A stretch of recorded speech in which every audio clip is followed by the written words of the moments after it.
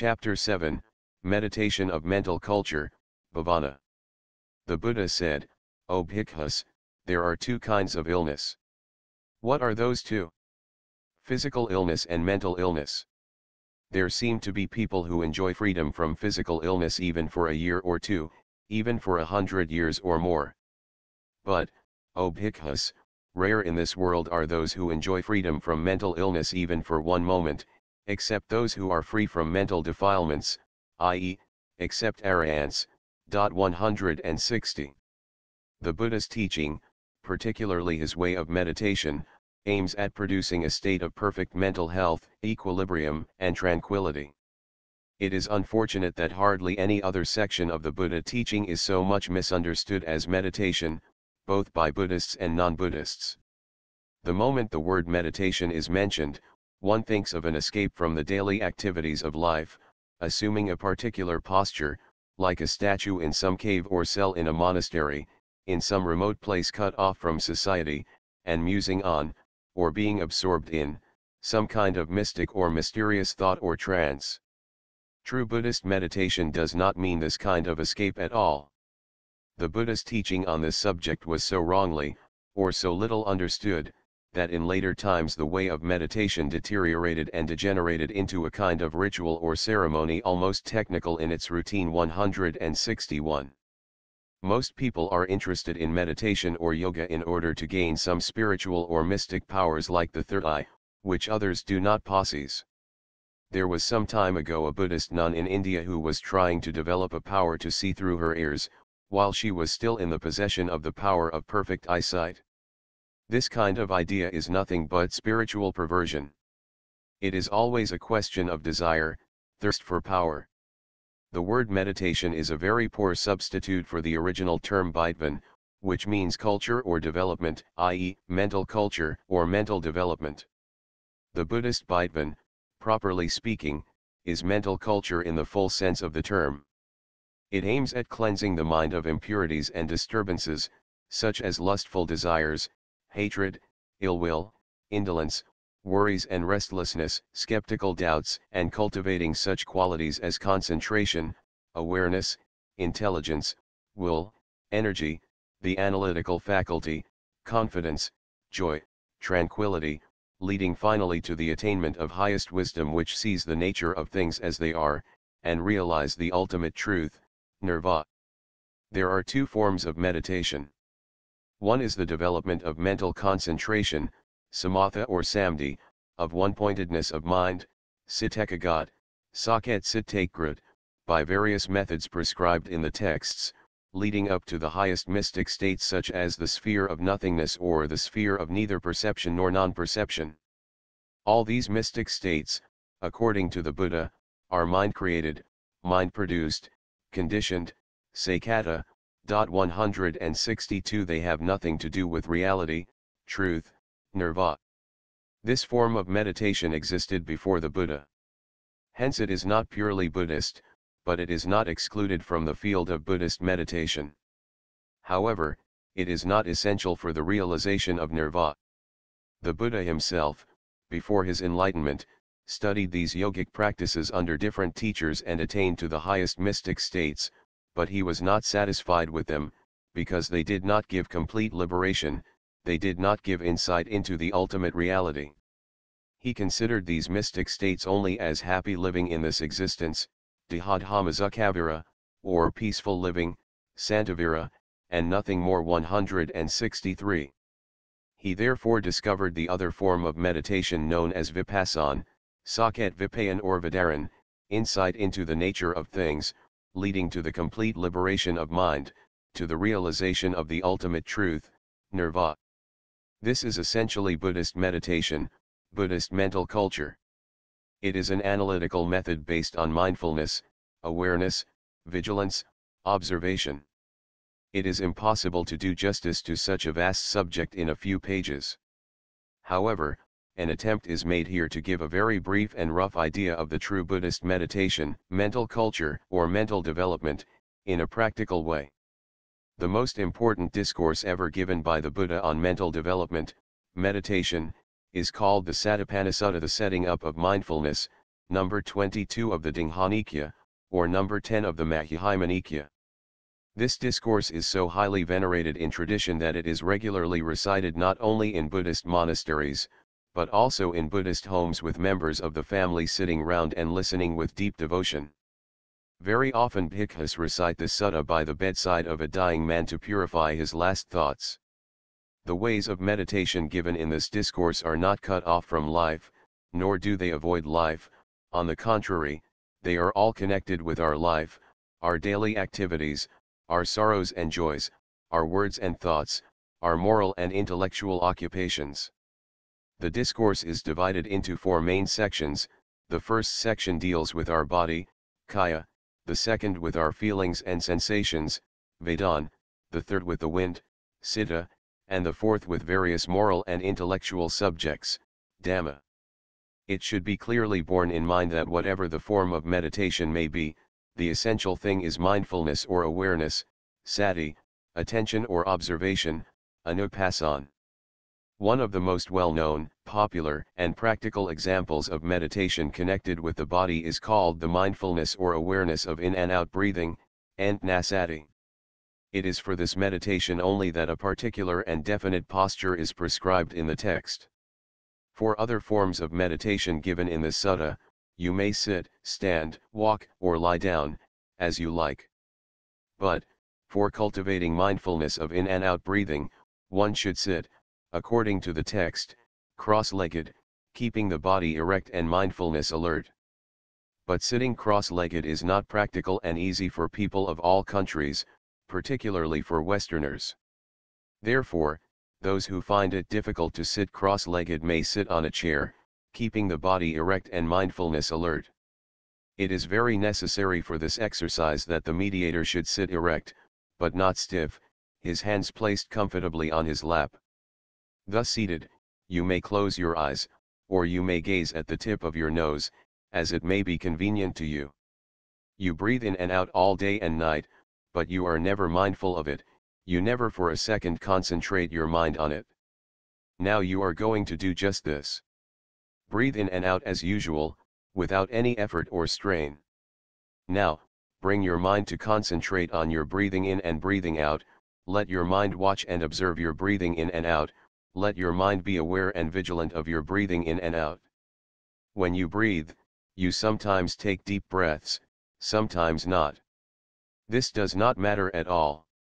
Breathe normally and naturally. The only thing is that when you take deep breaths you should be aware that they are deep breaths, and so on. In other words, your mind should be so fully concentrated on your breathing that you are aware of its movements and changes. Forget all other things, your surroundings, your environment, do not raise your eyes and look at anything. Try to do this for 5 or 10 minutes. At the beginning you will find it extremely difficult to bring your mind to concentrate on your breathing. You will be astonished how your mind runs away. It does not stay. You begin to think of various things. You hear sounds outside. Your mind is disturbed and distracted. You may be dismayed and disappointed. But if you continue to practice this exercise twice daily, morning and evening, for about 5 or 10 minutes at a time, you will gradually, by and by, begin to concentrate your mind on your breathing. After a certain period, you will experience just that split second when your mind is fully concentrated on your breathing, when you will not hear even sounds nearby, when no external world exists for you. This slight moment is such a tremendous experience for you, full of joy, happiness, and tranquility, that you would like to continue it. But still you cannot. Yet if you go on practicing this regularly, you may repeat the experience again and again for longer and longer periods. That is the moment when you lose yourself completely in your mindfulness of breathing. As long as you are conscious of yourself you can never concentrate on anything. This exercise of mindfulness of breathing, which is one of the simplest and easiest practices, is meant to develop concentration leading up to very high mystic attainments, dhyana. Besides, the power of concentration is essential for any kind of deep understanding, penetration, insight into the nature of things, including the realization of nirvana. Apart from all this, This exercise on breathing gives you immediate results. It is good for your physical health, for relaxation, sound sleep, and for efficiency in your daily work. It makes you calm and tranquil. Even at moments when you are nervous or excited, if you practice this for a couple of minutes, you will see for yourself that you become immediately quiet and at peace. You feel as if you have awakened after a good rest. Another very important, practical, and useful form of meditation, mental development, is to be aware and mindful of whatever you do, physically or verbally, during the daily routine of work in your life, private, public or professional. Whether you walk, stand, sit, lie down, or sleep, whether you stretch or bend your limbs, whether you look around, whether you put on your clothes, whether you talk or keep silence, whether you eat or drink, even whether you answer the calls of nature in these and other activities, you should be fully aware and mindful of the act you perform at the moment. That is to say, that you should live in the present moment, in the present action. This does not mean that you should not think of the past or the future at all. On the contrary, you think of them in relation to the present moment, the present action, when and where it is relevant. People do not generally live in their actions, in the present moment. They live in the past or in the future. Though they seem to be doing something now, here, they live somewhere else in their thoughts, in their imaginary problems and worries, usually in the memories of the past or in desires and speculations about the future. Therefore they do not live in, nor do they enjoy, what they do at the moment. So they are unhappy and disconnected with the present moment, with the work at hand, and naturally they cannot give themselves fully to what they appear to be doing. Sometimes you see a man in a restaurant reading while eating, a very common sight. He gives you the impression of being a very busy man, with no time even for eating. You wonder whether he eats or reads. One may say that he does both. In fact, he does neither, he enjoys neither. He is strained, and disturbed in mind, and he does not enjoy what he does at the moment, does not live his life in the present moment, but unconsciously and foolishly tries to escape from life. This does not mean, however, that one should not talk with a friend while having lunch or dinner. You cannot escape life however you may try. As long as you live, whether in a town or in a cave, you have to face it and live it. Real life is the present moment, not the memories of the past which is dead and gone, nor the dreams of the future which is not yet born. One who lives in the present moment lives in the real life, and he is happiest. When asked why his disciples, who lived a simple and quiet life with only one meal a day, were so radiant, the Buddha replied, "They do not repent the past, nor do they brood over the future. They live in the present. Therefore, they are radiant. By brooding over the future and repenting the past, fools dry up like green reeds cut down, in the sun." 164. Mindfulness, or awareness, does not mean that you should think and be conscious, "I am doing this" or "I am doing that." No. Just the contrary. The moment you think "I am doing this," you become self-conscious, and then you do not live in the action, but you live in the idea "I am," and consequently your work too is spoiled. You should forget yourself completely, and lose yourself in what you do. The moment a speaker becomes self-conscious and thinks "I am addressing an audience," his speech is disturbed and his trend of thought broken. But when he forgets himself in his speech, in his subject, then he is at his best, he speaks well and explains things clearly. All great work, artistic, poetic, intellectual, or spiritual, is produced at those moments when its creators are lost completely in their actions, when they forget themselves altogether, and are free from self-consciousness. This mindfulness or awareness with regard to our activities, taught by the Buddha, is to live in the present moment, to live in the present action. This is also the Zen way, which is based primarily on this teaching. Here in this form of meditation, you haven't got to perform any particular action in order to develop mindfulness, but you have only to be mindful and aware of whatever you may do. You haven't got to spend 1 second of your precious time on this particular meditation, you have only to cultivate mindfulness and awareness always, day and night, with regard to all activities in your usual daily life. These two forms of meditation discussed above are connected with our body. Then there is a way of practicing mental development, meditation, with regard to all our sensations or feelings, whether happy, unhappy or neutral. Let us take only one example. You experience an unhappy, sorrowful sensation. In this state your mind is cloudy, hazy, not clear, it is depressed. In some cases, you do not even see clearly why you have that unhappy feeling. First of all, you should learn not to be unhappy about your unhappy feeling, not to be worried about your worries. But try to see clearly why there is a sensation or a feeling of unhappiness, or worry, or sorrow. Try to examine how it arises, its cause, how it disappears, its cessation. Try to examine it as if you are observing it from outside, without any subjective reaction, as a scientist observes some object. Here, too, you should not look at it as my feeling or my sensation subjectively, but only look at it as a feeling or a sensation objectively. You should forget again the false idea of I. When you see its nature, how it arises and disappears, your mind grows dispassionate towards that sensation, and becomes detached and free. It is the same with regard to all sensations or feelings. Now let us discuss the form of meditation with regard to our minds.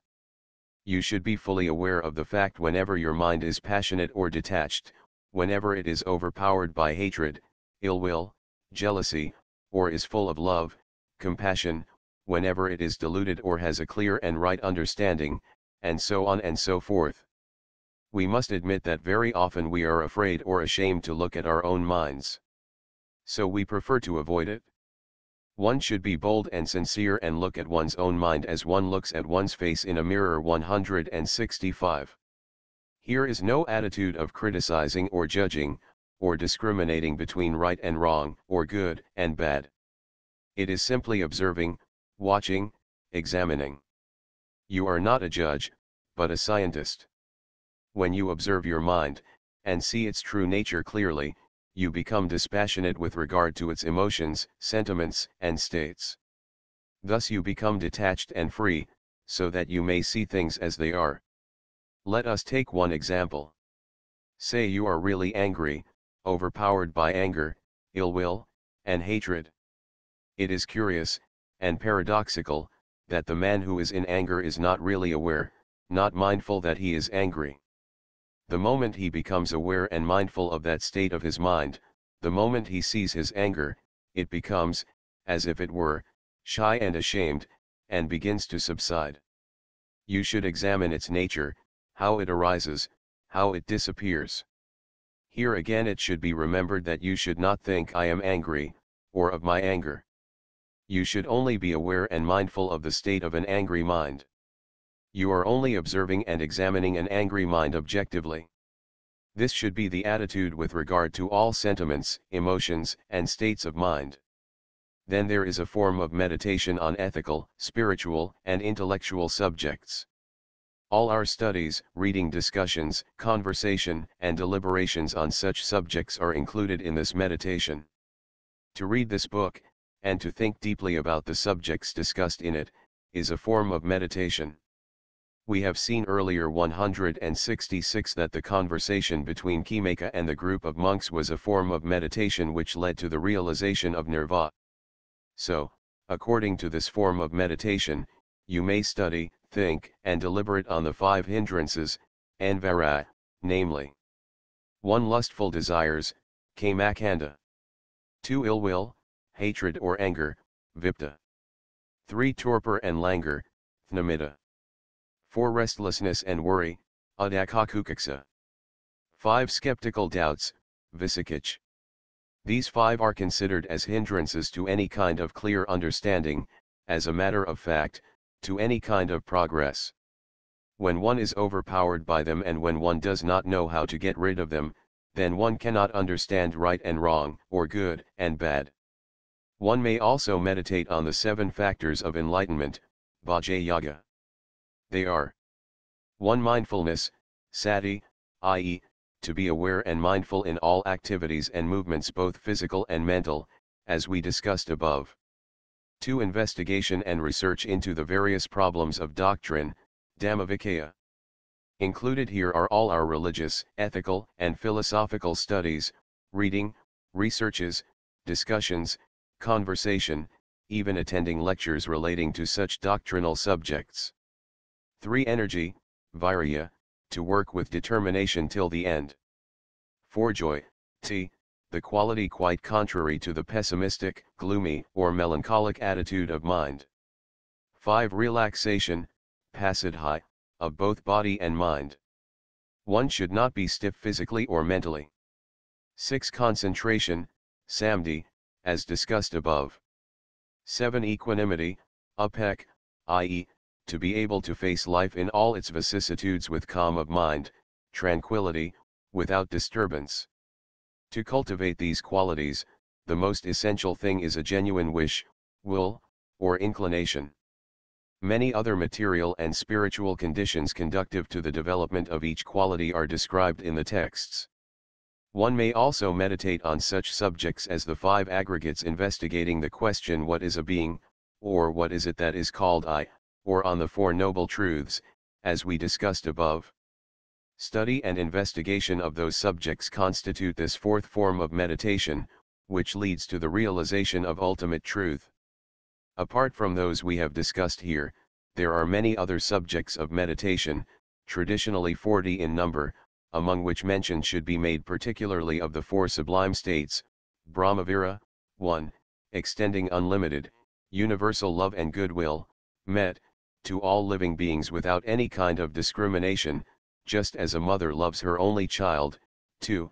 Compassion, Karu, for all living beings who are suffering, in trouble and affliction.